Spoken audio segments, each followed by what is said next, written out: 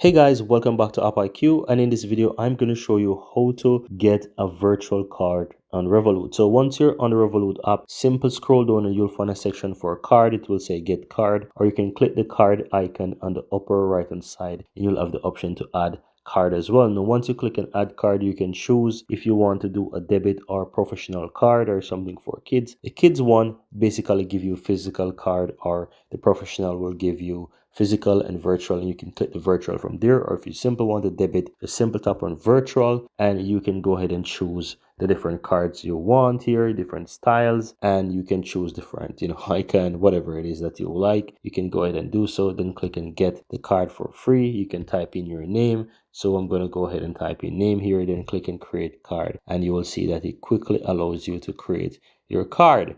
And that's how you can quickly go ahead and get a virtual card. And once you have the virtual card, you can go ahead and you can add that right into GPay immediately, or you can choose if you don't want to right now. But that's it guys, very easy and very simple. That's how you can easily go ahead and get your virtual card in Revolut. As you can see, I have the virtual card there. Once I back out as well, scroll down, you can see I have that Revolut virtual card there. And that's it guys, very easy and very simple.